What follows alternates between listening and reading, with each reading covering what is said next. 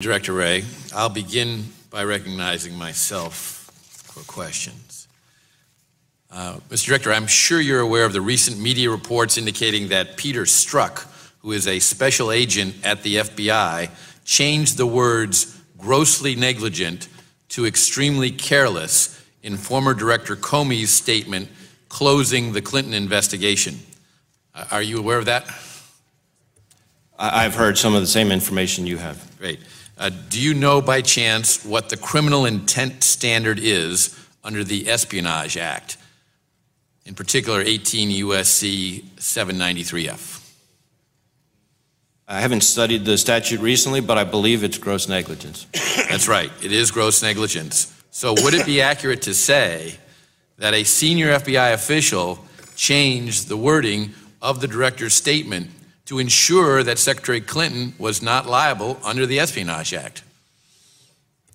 Well, Mr. Chairman, as you may know, the handling of the investigation into Secretary Clinton is currently the subject of an outside independent investigation by the Inspector General, and I think it would not be appropriate for me to speculate about what the Inspector General will or will not find. That is probably appropriate, but it's still not at all inappropriate to ask you to draw a legal conclusion about a standard in the law that was changed in a statement that your predecessor put out as a justification for closing the investigation of the former Secretary of State. Well, as I said, Mr. Chairman, I believe the standard is gross negligence. I leave it to others to conclude whether extremely careless and gross negligence are the same thing. But I will say that the particulars of the investigation and the decisions that were made and whether or not it was handled appropriately is, as I think it should be, the subject of an outside independent investigation by the Inspector General, and I look forward to his findings, as I'm sure the committee does as well. In July of 2016, the State Department revealed that former Secretary of State Hillary Clinton exchanged on her unsecured private server nearly 24 top-secret emails with 3 State Department officials. The classification top secret means, in part, the unauthorized disclosure of which reasonably could be expected to cause exceptionally grave damage to national security. Can you explain to the American people how the FBI could not be investigating actions taken by individuals like those named in 2016, Jacob Sullivan, Cheryl Mills, William Burns, that threatened grave damage to the national security? Well, as I said, Mr. Chairman, the handling of the investigation and whether or not, in particular, whether or not decisions made in that investigation were the product of any improper considerations is precisely what the outside independent Inspector General is investigating.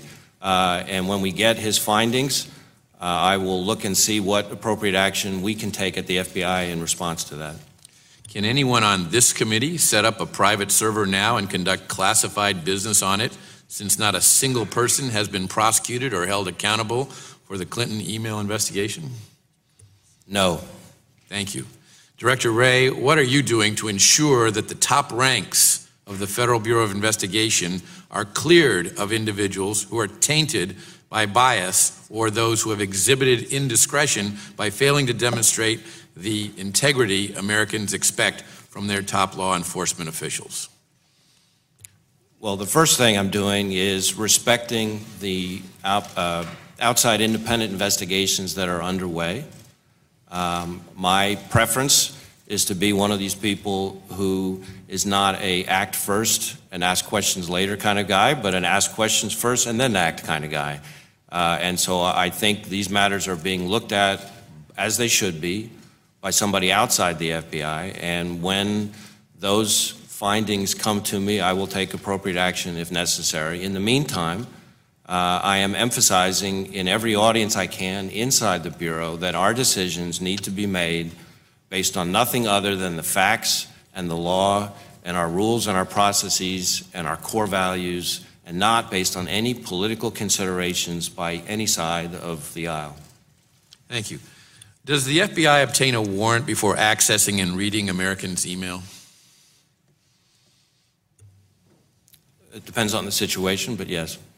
So can you explain why you obtain a criminal search warrant before reading an email of someone under investigation for a crime? I'm sorry, can you repeat the question? Can you explain why you obtain a criminal search warrant before reading an email of someone under investigation for a crime?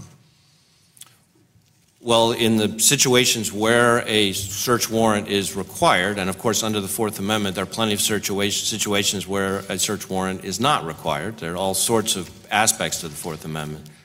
But in those situations where we seek a warrant, it's because the Fourth Amendment requires it.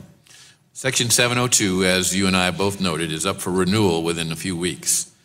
It is a critical national security tool that must be reauthorized. You and I agree on that as well. But it is just that, a national security tool, not a criminal tool. Is it reasonable when accessing content that shows evidence of a routine crime and is located in the FBI 702 database that agents should obtain some process as is required in criminal cases? Mr. Chairman, I've appreciated our discussions on Section 702. My own view is that Section 702, as currently drafted, which is the view shared by the courts that have looked at the question, is fully constitutional and lawful. And I would say to you that our handling of querying of the information in the 702 database is querying of information that is already lawfully and constitutionally in the FBI's possession and is most useful at the earliest stages when information is coming in fragments and the Bureau is trying to make assessments of what do we have, is this a real threat, where is this going? And I would implore the committee and the Congress not to begin rebuilding the wall that existed before 9/11. Well, thank you. My time's expired, but I will add that we share that concern as well, and that's why we have drawn a clear distinction between national security and solving domestic crimes. And when it comes to the query, we allow that to move forward, but when you then find that there's something related to the investigation of a domestic crime, then you should go ahead and get a search warrant. And we've protected the FBI's ability to access that database for the purpose of a query, but then if you're going to take it further and actually read the contents of the emails, if they're national security, go right ahead, because you may be stopping a terrorist attack. But if you're solving a domestic crime, whatever it might be, then I think you need to respect the civil liberties of American citizens and get a warrant.